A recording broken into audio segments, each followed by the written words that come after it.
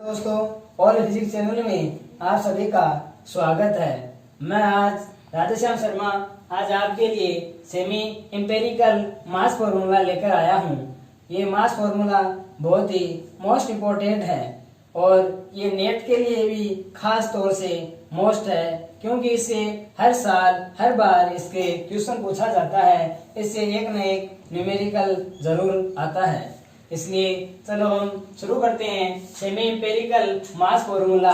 और इससे पहले हमने जो लिक्विड ड्रॉप मॉडल नाम से जो वीडियो बनाया था, अगर आपने वो नहीं देखा है तो सबसे पहले वो देख करके फिर ये सेमी एम्पेरिकल मास फॉर्मूला देखिए, क्योंकि उसी का ही मॉडिफाई ये फॉर्मूला है। लिक्विड ड्रॉप मॉडल में हमने देखा था कि न्यूक्लियर फोर्स और लिक्विड ड्रॉप दोनों की प्रॉपर्टीज सेम होती है और इसी के आधार पर ये फॉर्मूला तैयार किया गया है। और इसके अंदर बताया गया है कि ये बाइंडिंग एनर्जी है जो न्यूक्लियर फोर्स की, वो किस प्रकार से काम करती है, इसमें कौन कौन से अट्रैक्टिव फोर्स कार्य करते हैं। इसके लिए सेमी एम्पेरिकल फॉर्मूला का बाइंडिंग एनर्जी हम ज्ञात करेंगे और ये बाइंडिंग एनर्जी किस प्रकार से बनी हुई है यह भी हम देखेंगे कि बाइंडिंग एनर्जी वॉल्यूम से बनी होती है और इसकी एनर्जी सरफेस से बनी होती है और इसके साथ ही यही एनर्जी कूलाम फोर्स भी लगता है और इसके साथ साथ ही असेंबली फॉर्मूला भी लगता है और इसी के साथ ही यही एनर्जी के अंदर पेरिकल लगता है और इसके साथ ही मैजिक नंबर।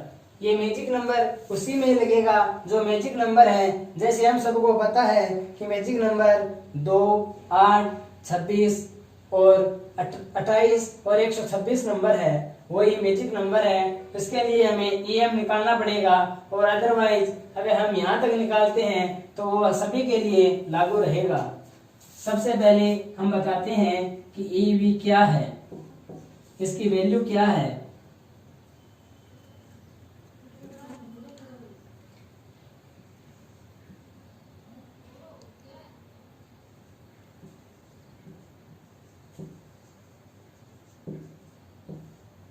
एनर्जी ऑफ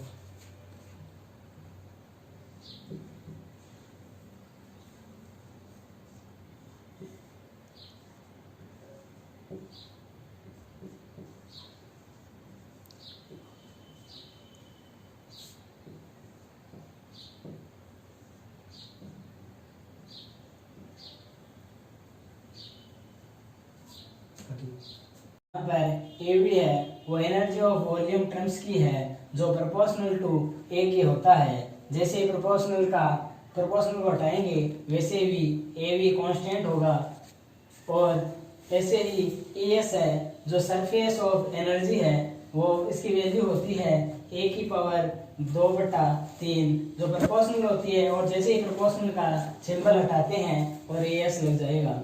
ऐसे ही कूलाम फोर्स सरफेस, पहले मैं बता देता हूँ सरफेस क्या है। सरफेस एनर्जी वो होती है जैसे न्यूक्लियर फोर्स के अंदर जो रहते हैं उसके अंदर अट्रैक्टिव फोर्स लगता है और जो बाहर की सतह की तरफ होते हैं उसके अंदर अट्रैक्टिव फोर्स न लगने के कारण वो बाहर निकल जाते हैं। और वैसे ही EC है तो कूलाम फोर्स है और ये कूलाम फोर्स भी इस पर लगता है जिसकी वैल्यू होती है -k AC Z-1/1/3 होती है। और जहाँ Z को प्रोटॉन संख्या है, न्यूक्लियस के अंदर प्रोटॉन की संख्या है वो Z है। और ऐसे ही EA है जो एनर्जी ऑफ असिमेट्रिक टर्म्स के लिए है और ये इसकी वैल्यू होती है E-k A-2Z की पावर 2/A। और वहीं EP है जो इसकी वैल्यू होती है AP/A की पावर 3/4। इसके अंदर AP की वैल्यू चेंज होती रहेगी। जैसे AP की वैल्यू 0 कब आएगी, जब हम A की वैल्यू को ओड कर देंगे, यानी कि विषम संख्या में अगर A की वैल्यू होगी तब AP की वैल्यू 0 होगी। और इसके लिए जरूरी है कि Z है जो प्रोटॉनों की संख्या है वो सम होनी चाहिए और न्यूट्रॉनों की संख्या विषम होनी चाहिए। इसके साथ ही इसकी वैल्यू कांस्टेंट भी होती है और इस कांस्टेंट की वैल्यू माइनस के अंदर 33.5 होता है।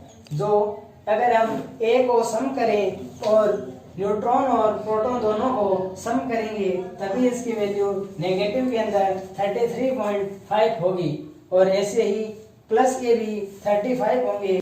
एपी की वैल्यू पॉजिटिव तब होगी जब हम ए को सम करेंगे और इसके साथ ही न्यूट्रॉनों को ओल्ड और प्रोटॉनों को भी ओल्ड करेंगे और इस प्रकार से और इसी प्रकार से हम ईएम है जो मैजिक एनर्जी ऑफ मैजिक है इसके लिए भी इसकी वैल्यू ए होता है और जहाँ एम है वो केवल वैसे ईएम है जो मैजिक नंबरों के लिए ही रहता है, बाकी अन्य के लिए ये सब काम नहीं आता है। इस प्रकार से कुल बाइंडिंग एनर्जी के अंदर हम टोटल जितनी भी इसकी वैल्यू है उसको रख करके सम कर देंगे सभी का। इस प्रकार से ईबी की वैल्यू होगी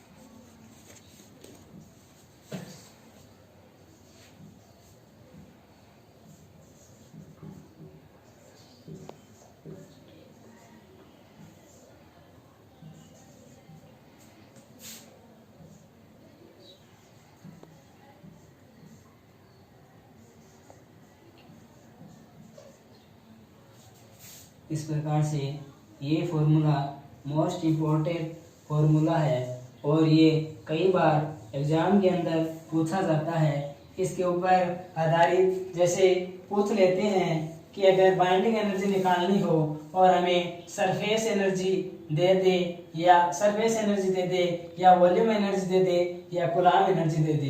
कल हमने जो लिक्विड पिछले वीडियो में जो लिक्विड ड्रॉप मॉडल पढ़ा था इसके अंदर केवल वॉल्यूम सरफेस और कूलाम था और आज जो सेमी एम्पिरिकल फॉर्मूला पढ़ रहे हैं इसके अंदर एसिमेट्रिक और एसिमेट्रिक एनर्जी और जोड़ दी इसके अंदर इस प्रकार से और ईपी भी जोड़ करके और ईएम जोड़ करके इसको एक बड़ा फॉर्मूला बना दिया और इसी फॉर्मूले को हम सेमी एम्पिरिकल मास फॉर्मूला बोलते हैं।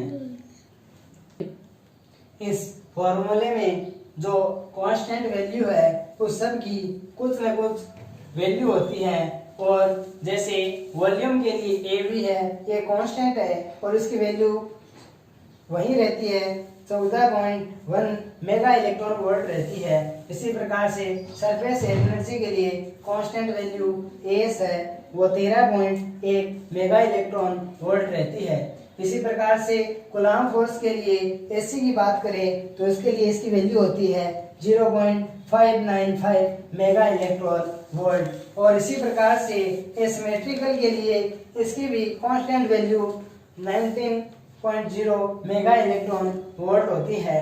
इसी प्रकार से पेयरिंग के लिए इसकी वैल्यू 33.5। ये सब इस फॉर्मूले के अंदर जैसे हमें कोई फॉर्मूले के बारे में किसी भी सरफेस आयतन इसके बारे में पूछे तो हमेशा यही कांस्टेंट वैल्यू को काम में लेते हुए उसकी वैल्यू निकालेंगे। इस प्रकार से मैं आपको अब आगे जिंक के लिए ये सब कांस्टेंट वैल्यू का उपयोग करते हुए और इस फॉर्मूले का काम में लेते हुए मैं जिंक को बारे में अप्लाई करूंगा और यही जिंक है और जून के अंदर 2016 के अंदर नेट एग्जाम के अंदर पूछा गया है।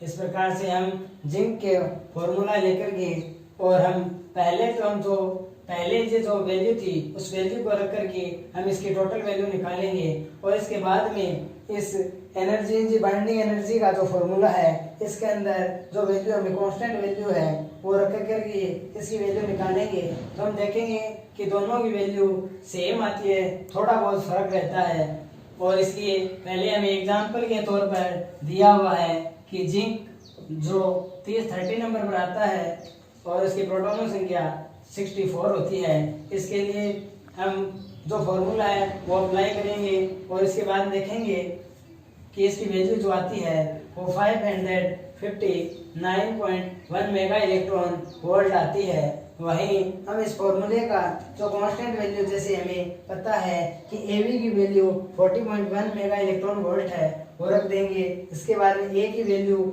यहाँ पर देखो 64 दे रखी है वही रखेंगे और इसके बाद में एएस की वैल्यू जो 31 मेगा इलेक्ट्रॉन वोल्ट है वो रख करके और इसके बाद में ए की वैल्यू 64 की हाफ पावर 2/3 है। उसके बाद में हम एसी की वैल्यू जो कांस्टेंट है 0.595 मेगा इलेक्ट्रॉन वोल्ट रख करके इस प्रकार से जो जो हमारे पास वैल्यू है वह वैल्यू रख करके हम इसका वैल्यू निकालेंगे तो 561.53 आएगा। और इस प्रकार से दोनों का वैल्यू लगभग सेम होने के कारण वैसे सेमी इंपेरिकल मास फॉर्मूले को मोस्ट इम्पोर्टेंट माना गया। सेमी इंपेरिकल मास फॉर्मूले के लिए जो बाइंडिंग एनर्जी मैक्सिमम होती है वो Fe के लिए होती है और इसकी वैल्यू 8.8 बाइंडिंग एनर्जी मैक्सिमम होती है जो फेरिक के लिए सबसे अधिक 8.8 फेरिक के लिए सबसे ज्यादा 8.8 मेगा इलेक्ट्रॉन वोल्ट होती है। अब हम ज्ञात करेंगे most stable of isobar. Isobar के लिए हम जो बाइंडिंग एनर्जी है उसकी प्रोटॉन के सापेक्ष इसका डिफरेंशियल करेंगे और इसकी वैल्यू 0 के बराबर रखेंगे। तब हम देखेंगे कि इसकी वैल्यू डिफरेंशियल करने के बाद में ये वैल्यू आती है जो माइनस में Sc/a⁴ और 2z-1 plus 4a/a-2z equal to 0 होती है। और इसके लिए हम इस z की वैल्यू निकालेंगे तो हम देखेंगे कि z बराबर Ac(a⁻k)(1/3) plus 4aa plus 2ac plus a⁻k(1/3) plus 8a(a⁻1) होती है। और ये मोस्ट फॉर्मूला है और इसी फॉर्मूले के बेस पर दिसंबर 2015 के अंदर नेट एग्जाम के अंदर इस फॉर्मूले से क्वेश्चन पूछा गया है। और इसी बेस पर एक क्वेश्चन 2015 के अंदर आया था जिसके अंदर एसी की वैल्यू 0.7 दे रखी थी और ए की वैल्यू है 125 दे रखी थी और ए की वैल्यू 22.5 दे रखी थी और हमें जेड की वैल्यू पूछी थी। और इसी पर हमने वैल्यू रख करके जो वैल्यू निकाली थी वो 52 आएगी। इसका सही आंसर 52 होगा। और यही क्वेश्चन नेट के अंदर 2015 दिसंबर के अंदर आया था। और ये क्वेश्चन नेट जून 2016 के अंदर आया हुआ है। इसके अंदर ES denoted the contribution of the surface energy per nucleon in the liquid drop, इसके बारे में पूछा था। और इसके लिए सरफेस एनर्जी होती है वो surface energy times per nucleon के लिए सरफेस एनर्जी टाइम्स अपॉन ए। और इस प्रकार से सरफेस एनर्जी टर्म्स की वैल्यू होती है -k(a⁻2/3) होती है। और ये a लिखने के बाद में इसकी वैल्यू हो जाएगी -k(as/a⁴(1/3)। और इस प्रकार से ES की वैल्यू निकालने के बाद में अगर हमें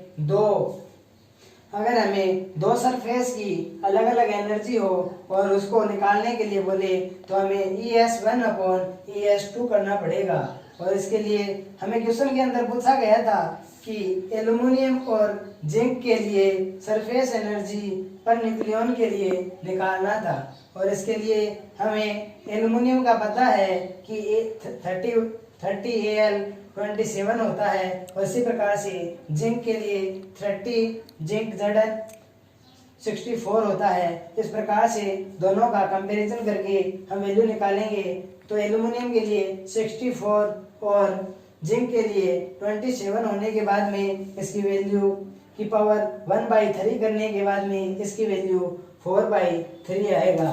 यही जून 2016 में आया हुआ क्वेश्चन का आंसर है। नमस्कार दोस्तों, ये आपका मेरा और फिजिक्स चैनल कैसा लगा इसके बारे में लाइक और कमेंट करें, और पसंद आए तो इस वीडियो को शेयर करें ताकि अन्य को भी नेट फिजिक्स के बारे में थोड़ा बहुत कुछ ज़रूरत हो तो वो पढ़ सके।